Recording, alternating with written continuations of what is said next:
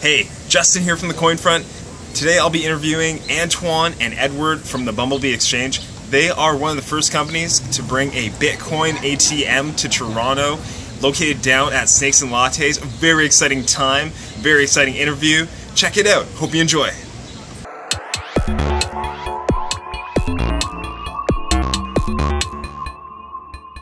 High fives. Oh. Thanks for having us and everything. Yeah, so grateful to have you guys here. Thank you.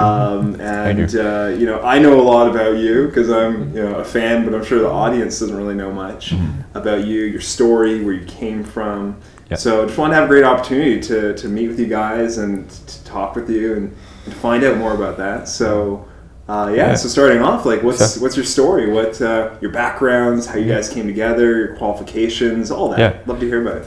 Well, I've known this guy since like 2000, and it's actually this guy who started getting into Bitcoin back in like 2011.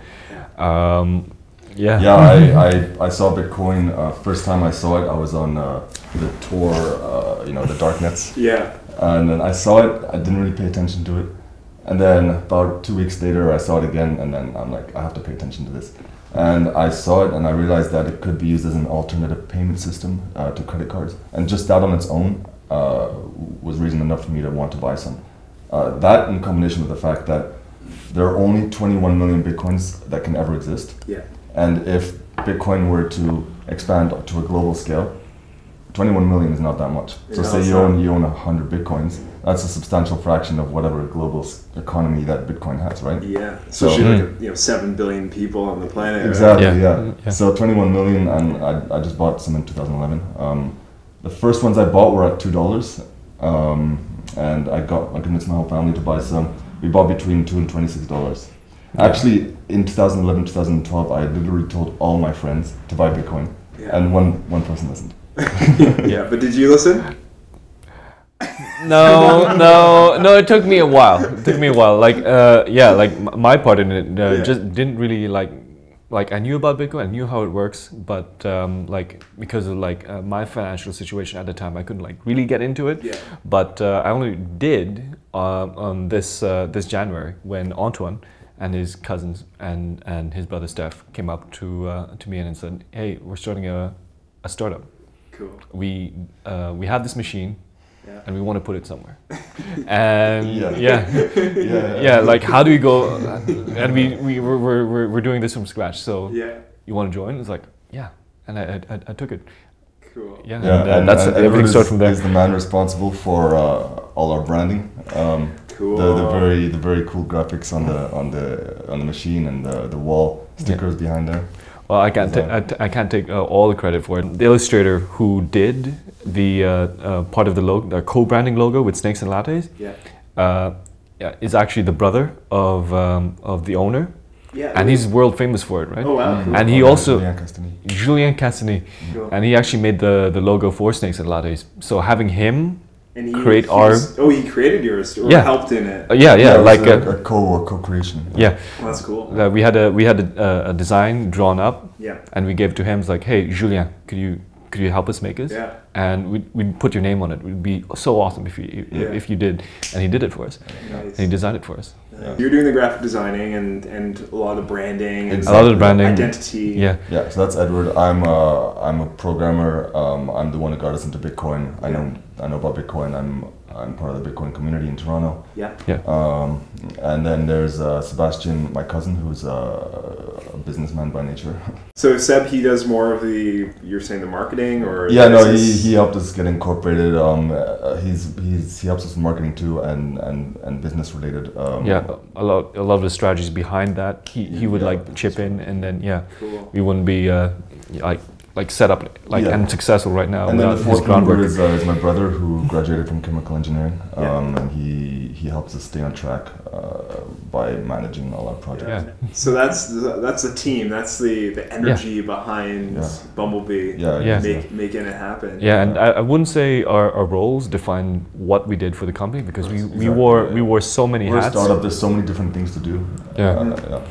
Yeah, you all have to be involved in almost every part, right? Yeah, like me and Antoine, because we were on the ground and a lot, we had to like pitch to like businesses along like Bloor and the downtown, and now we have a clearer vision of like what kind of business will actually benefit from the product that we have, which is the exchange that we have at our at Snakes and Lattes. And then I guess the Snakes and Lattes, they eventually accepted it, obviously. Yeah, they were interested in Bitcoin. And how'd that process unfold with the? Oh, we went to them. We literally walked in their store and told them about it, and they said they're interested. We came back next week. We talked more. It took about 3 or 4 times until we finally finalized, maybe 4 or 5 times, and then we ended up signing a contract. And that's now where we have the machine in there. Yeah, and that's where Seb also helped. Like he would like create the contract. And make it clear for everybody. Yeah, exactly. That's a field that we were not sure of what to do. Well, but you and I. But that's where the combined experiences come into play. Exactly. Like anything, right? Yeah. So that's awesome. And so, a bit of your story behind the scenes and how everybody's been working together and how everything has been coming forward. But what was it that made you decide to start your company? So it was my idea. It was in December.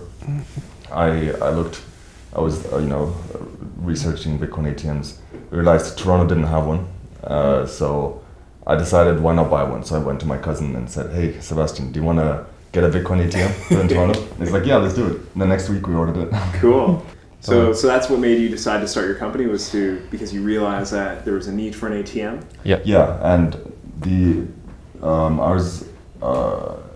The RoboCoin took about 5 months after we ordered it, but now it's here and we're happy about it.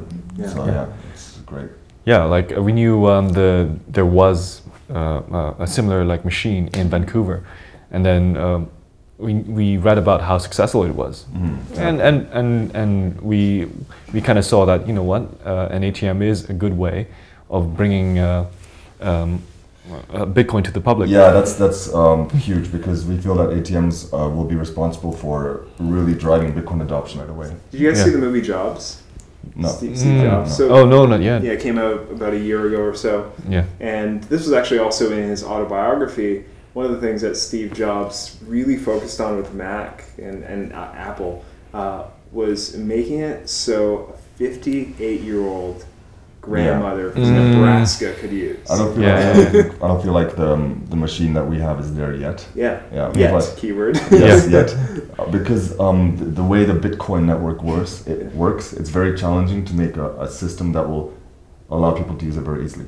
Because if you want to store your Bitcoin securely and privately, then you have to go through a process called cold storage, and that's a challenge no matter which way you do it. Like, we don't have programs that could just automatically do it for you, that are widely available. And so, what was it that drew you to the world of cryptocurrency in the first place? The first thing I saw was that it could be an alternative payment system to credit cards online. So instead of putting in your address and your name and your postal code and your CCV number, you just put in your Bitcoin and your address, and that's it.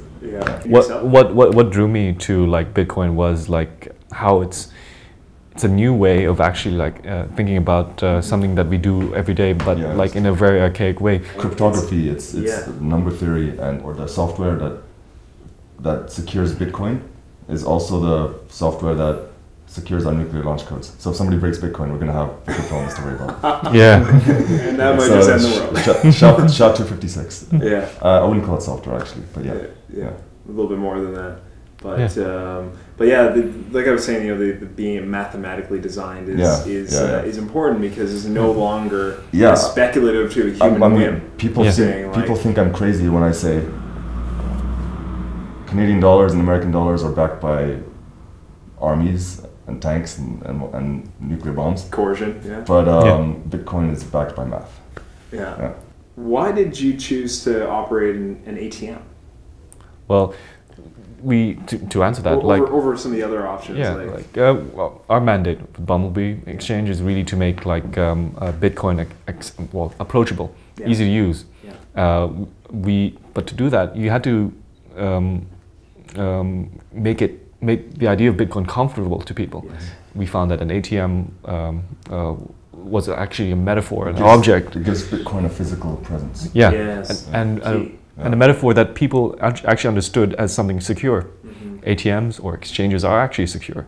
So by bringing that first forward, well, we hope that people will trust Bitcoin. The trust factor is exactly what is the. And speaking of the trust factor, the way that you trust Bitcoin, even if you don't understand the code, is by knowing that thousands upon thousands of developers have looked at it and tried to break it, and none of them have succeeded, and they all say it's legit. And so, back to your business, back to Bumblebee Exchange. Where did that name come from? What was the inspiration behind it? Well, So my brothers, we're brainstorming names. We don't want to just call it a Bitcoin ATM. Yeah. And my brother's like, I think this is a dumb idea, guys, but why don't we call it Bumblebee? And then we're like, wait a second, that's a great idea. Yeah. And it fits with like the idea that we're actually going for, right? We wanted to make it more approachable. We want to get it outside the discourse that it's in. It's right now. It's whenever someone talks about Bitcoin, it's usually between people who already know about Bitcoin. The tech community, or it's in that space. We want to bring it out of it. Exactly. We part of our mandate is not to like get too stuck in like the verbiage. We didn't want to call it Bit. We don't want to call it like anything related to it. We want Bumblebee Exchange to trade any cryptocurrency. Any cryptocurrency. Okay, cool. Yeah, the name is. We wanted our name to be. There are a lot of companies that call themselves Bit something or other, or even Coin something or other. I know you have a Coin report. But our idea is,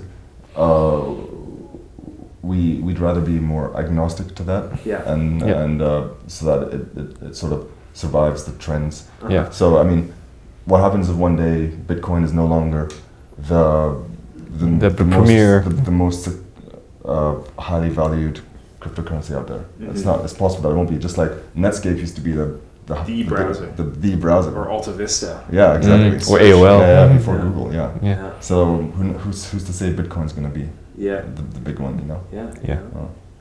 It doesn't come without its challenges. Like our challenge right now with the brand would be to like relate it to actual Bitcoins or cryptocurrencies. Like Bumblebee Exchange, we had to make the effort of saying, hey, we're actually related to this. But if you can overcome that, and we think over time it will. That's why we have the hexagons and honeycombs. I love honeycombs, the metaphor of honeycombs, because honeycombs are like a matrix structure, just like cryptocurrencies, and they're also a store of value. They are a total store of value. Exactly. So we're playing on all the symbolism as much as possible. Important. It's important, right? And then eventually your brand will speak for itself. That's the idea. Yeah. So I mean, Bitcoin is I feel about to explode.